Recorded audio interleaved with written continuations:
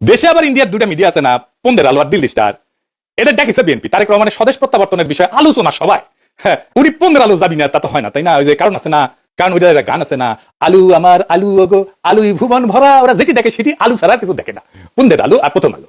বাঙ্গু বাটপাটদের শিরোমণি মতিউর রহমান কি কইছে শুনেন। আমি ব্যক্তিগতভাবে এটা মনে করি যে দেশে একটা রাজনৈতিক শূন্যতা রয়েছে, চলছে, এটা একটা বিপজ্জনক। আমি সবসময় ভাবতাম, এখনো মনে করি যে বিএনপির ভারপ্রাপ্ত চেয়ারম্যানের আরেকটু আগে, বেশ একটু আগে যদি আসতে পারতেন, তাহলে এক্ষেত্রে হয়তো বিএনপি এবং দেশের মধ্যে একটা ভালো সুবিধাজনক অবস্থা তৈরি হতে পারত। এই মতিউর রহমান এখন তারেক রহমানের পায়ে পড়ে, বিএনপির পায়ে পড়ে, সেই লিখেছিল তারেকের দুর্নীতির বিচার হতে হবে। সেইখানে তারেক রহমানের নিজের স্বাক্ষরিত একটা হলফনামা থেকে উল্লেখ করে কইছিল এই মতিউর রহমান যে তারেক রহমান দুর্নীতি করেছে সেটা সে নিজেই স্বীকার করেছে, এ বাটপারি কইছিল। আবার ওই মামলা থেকে তারেক রহমান খালাস পেলে আবার প্রথম আলো লিখেছিল নৈতিকভাবে তারেকও দণ্ডিত, খালাস পেলে কি হয়েছে, নৈতিকভাবে দণ্ডিত, বুঝছাও? আর এখন কয় তারেক রহমান আগে দেশে ফিরলে ভালো হইতো। তো মতি ভাই, আপনি দুর্নীতির বিচার করবেন না তারেকের, নাকি স্যাপ ফেলে স্যাটে নিছেন? ওই নিজেই তার আলপিনে প্রচ্ছদ প্রতিবেদন করেছিল তেলে ডুবে যাচ্ছেন তারেক রহমান, ওই তেল এখন তারেক রহমান কিছু দিচ্ছে, রেখে দিছিল নিজের জন্য। তো প্রথম আলো যে বিএনপি কি পরিমাণে ভালোবাসা যে কত সেটা একটু দেখি। হ্যাঁ, আসে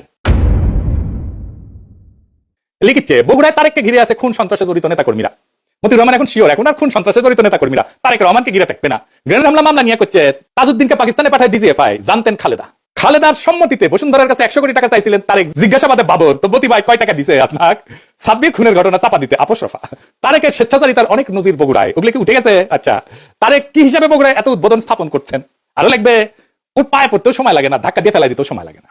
মূল উদ্দেশ্য হচ্ছে টিকে থাকা, যেন তেন প্রকারের টিকে থাকা। তো এইগুলো কি জার্নালিজম, বস্তুনিষ্ঠ সাংবাদিকতা? এই নিউজগুলো যদি সত্য হয় তাহলে মতিউর রহমানের কি তারেক রহমানের প্রত্যাবর্তনের মিটিং এ যায় তারেক রহমানকে দেশে কেন আসলো না সেই নিয়ে কান্নাকাটি করা যায় নৈতিকভাবে? এটা জায়েজ, এথিক্যালি উচিত? এইটা হাদি গুলি খাওয়ার পরে শিরোনাম করেছিল, তফসিলের পরের দিন পার্থে গুলিবিদ্ধ, হাদির নামটা পর্যন্ত লেখে নাই। এতই ঘৃণা একজন মাদ্রাসা পড়ুয়া তরুণ প্রতিশ্রুতিশীল রাজনৈতিক নেতার প্রতি। এই যে প্রথম আলোর মজলুম ঘৃণা আর তেলা মাথায় তেল দেওয়া, এটা কি বার্তা দেয়? বার্তা দেয় এটাই যে আপনি শক্তের ভক্ত, নরমের জম, তাইলে তো আপনার সাথে গায়ের জোর দেখাবেই মানুষ, গায়ের জোরে কথা কবে মানুষ। আরেক মাল আছে মাহবুজানন্দ প্রভুপাদ, সে কয় 53 বছরে নাকি সংবাদ মাধ্যমে আগুন দেওয়া হয়নি, ওই চান্দের দেশে আসছিল। বাংলাদেশের 53 বছর বয়সে কোনো মিডিয়ার অফিস আগুন জ্বালানো হয় না। হ্যাঁ, 2013 সালের 12 ফেব্রুয়ারি দৈনিক নয় দিগন্তের আরামবাগের কার্যালয় হামলা করে আগুন ধরায় দেওয়া হয়েছিল। তুই তো দমে দমে মিশা কথা কয়।